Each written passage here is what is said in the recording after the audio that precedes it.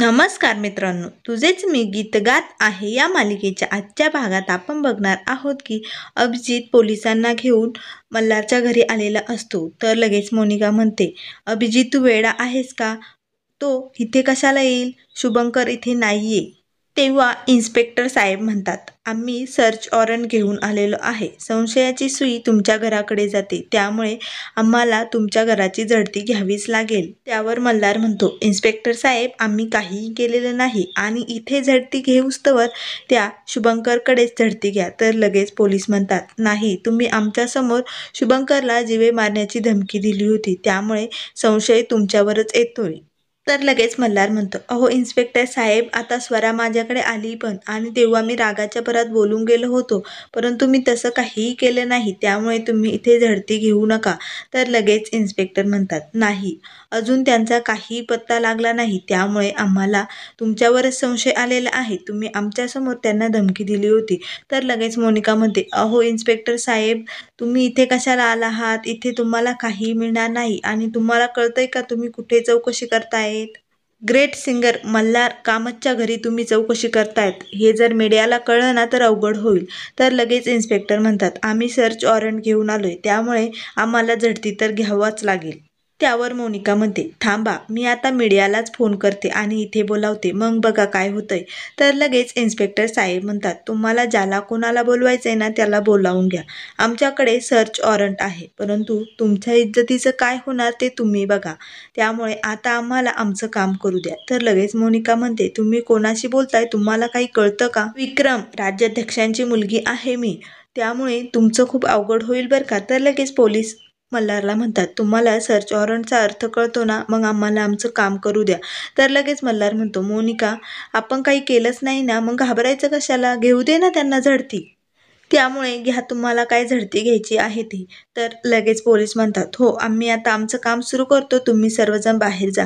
तर मोनिका म्हणते, नाही नाही, असं काही सर्च वॉरंटमध्ये लिहिलेलं आहे की आम्ही बाहेर बसायचं आणि तुम्ही झडती घ्यायची? म्हणजे तुम्हीच स्वतः काहीतरी लपवताल आणि आमच्यावर आळ आणताल, त्यामुळे आम्ही तुमच्याबरोबरच थांबणार. तर लगेच विजय म्हणतो, ठीक आहे मल्हार, तू सर्वांना घेऊन बाहेर थांब, आईला तिच्या रूममध्ये नेऊन घाल आणि मी आणि मोनिका यांच्याबरोबर जातो. तर मल्हार म्हणतो, ठीक आहे, मी सर्वांना बाहेर घेऊन जातो, तुम्ही तुमचं काम करा.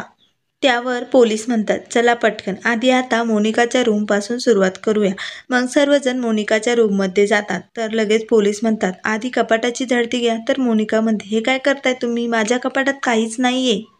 त्या कपाटात माझ्या सर्व पर्सनल गोष्टी आहेत, त्यामुळे मी ते तुम्हाला उघडू देणार नाही, असे मोनिका पोलिसांना म्हणत असते. तर लगेच पोलीस म्हणतात, तुम्ही आमच्या कामात ढवळाढवळ करू शकत नाही, नाहीतर तुम्हाला इथून बाहेर जावं लागेल. आम्हाला आमच्या पद्धतीने हे आमचं काम पूर्ण करता येते, परंतु आम्ही शांततेने करतोय म्हणून तुम्ही काहीही बोलताय? नाही, तुम्हाला ते उघडून द्यावंच लागेल. आम्हाला बघायचं आहे त्यात काय आहे. त्यावर लगेच मोनिका म्हणते, अरे दादा बघ ना, हे काय करतायत? तर विजय म्हणतो, मोनिका, त्यांचं काम आहे ते, त्यामुळे त्यांना झडती घ्यायची आहे, त्यामुळे तू बाजूला हो, त्यांना झडती घेऊ दे. तर लगेच मोनिकाला पोलीस म्हणतात, तुम्ही स्वतःच्या हाताने उघडताय की आम्ही आमच्या पद्धतीने उघडू? तर लगेच मोनिका म्हणते, ठीक आहे, उघडते मी, त्याची काहीच गरज नाही. आता तर मोनिकाला खूपच राग आलेला असतो. ती खूप रागाने पोलिसांकडे बघत असते. तर लगेच ती कपाटाचा दरवाजा उघडते. कपाटाचा दरवाजा उघडल्यानंतर लगेच पोलीस कपाटातील सर्व कपडे खाली काढतात आणि तिच्या कपाटाची चौकशी केली जाते. मात्र तिच्या कपाटात काहीही सापडत नाही. मग लगेच तिजोरीची झडती घेतली जाते. तर तिजोरी ही मोकळीच असते, त्यातही पोलिसांना काहीही सापडत नाही.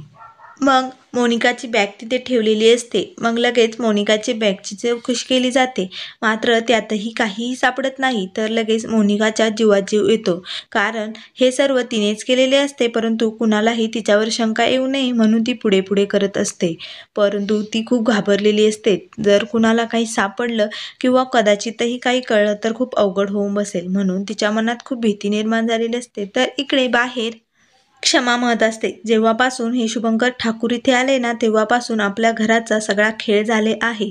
तर लगेच मंजुळा म्हणते, अगं, त्यांना कोणीतरी खोटे रिपोर्ट दाखवले आणि मग कोणीही असंच करणार ना, त्यांना वाटलं स्वरा त्यांचीच मुलगी आहे. पण बरं झालं, स्वराला US ला नेण्याआधीच त्यांना कळलं की स्वरा त्यांची मुलगी नाही. बरं झालं, आपलं नशीब चांगलं. तर लगेच मल्हार म्हणतो, असं कसं? मी त्याला स्वराला घेऊन जाऊ देईल. मी त्याला स्वराला घेऊन कुठेही जाऊ देणार नाही. तर लगेच मंजुळा म्हणते, अहो, मला असं म्हणायचं होतं की हे प्रकरण इथपर्यंत आलं म्हणून मी बोलले असं. त्यावर मल्हार म्हणतो, कोणी कितीही काही म्हणलं तरी आपण काहीही केलेलं नाही, त्यामुळे घाबरायचं नाही. तर इथे निरंजन मामा म्हणत असतात, आता पोलीस स्वराचं ते गाठोडं उचकल्यानंतर सर्वांना सत्य समजेल. ते लॉकेट जर पोलिसांच्या हाती सापडलं ना तर खूपच अवघड होईल. तर इथे पोलीस आता स्वराच्या रूमची चौकशी घेण्यासाठी आलेले असतात. तर स्वराच्या रूममध्ये एक गाठोडे सापडते. तर लगेच पोलीस म्हणतात, अरे बापरे, मल्हार कामत यांच्या घरात गाठोडे, चला रे बघा रे काय आहे नेमकं त्यात.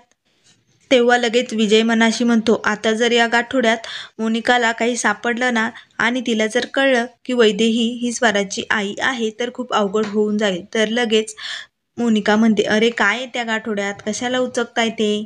नाहीतर शोधा शुभंकर ठाकूरची बॉडी असेल कदाचित त्यात. तर लगेच आता पोलीस विजयच्या रूममध्ये येतात. तर विजयच्या रूममध्येही सर्व चौकशी केली जाते. मग लगेच म्युझिक रूममध्ये येतात. तर तिथेही काहीही सापडत नाही. तर विजयदादा हे शांत उभे असतात. तर लगेच मोनिका म्हणते, झाली का आमच्या घराची झडती घेऊन झाली असेल तर सांगा आम्हाला, काही सापडलं का तुम्हाला? उगाच आपला पसारा करून ठेवलाय. काय मिळालंय तुम्हाला आम्हाला त्रास देऊन? उगाच आपलं काहीतरी आम्ही सांगतोय तुम्हाला इथे काही नाही तरी. तर लगेच पोलीस म्हणतात, आम्हाला हा प्रश्न पडलाय, तुमची अजून कोणी कंप्लेंट का केली नाही? तर इथे पोलीस बाहेर येतात. तर बाहेर अभिजित स्वराला म्हणत असतो, हे बघ बाळा, मी तुला खरं सांगतोय, ते शुभंकर ठाकूर आहे ना तेच तुझे बाबा आहेत. त्यांनी तुझे खूप लाड केलेत ना. तर लगेच मंजुळा म्हणते, ए काय बोलतोयस? उगाच आपले खोटे रिपोर्ट दाखवून बाबा बनवतोस की काय?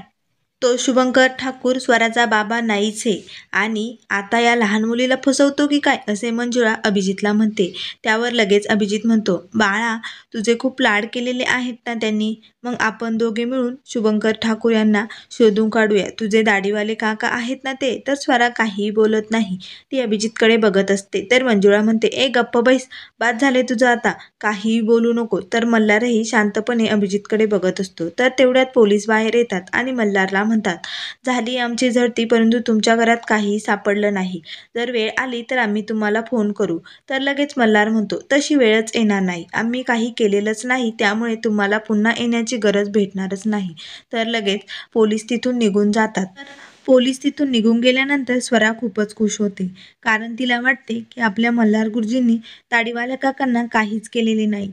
आता त्यांना इथे काहीच सापडले नाही, त्यामुळे आपल्या मल्हार गुरुजींनी काहीही केले नाही असे स्वराला वाटते. त्यामुळे तिला खूपच आनंद झालेला असतो. मग स्वरा लगेच मल्हारला आनंदाने मिठी मारते. तर मित्रांनो, पुढील भागामध्ये मल्हारला पोलीस स्टेशनला चौकशीसाठी घेऊन गेलेले जातात, कारण त्याच्या गाडीमध्ये शुभंकरचा शर्ट सापडलेला असतो.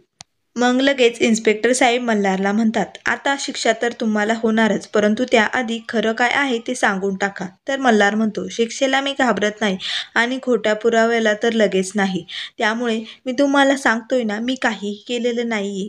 तर इकडे मोनिकाला मंजुळाचे सत्य समजलेले असते की मंजुळाचीच मुलगी स्वरा असते आणि लगेच ती मंजुळावर खूप भडकलेली असते. तर स्वरा म्हणते, अहो मोनिका काकू, का बोलताय तुम्ही तिला?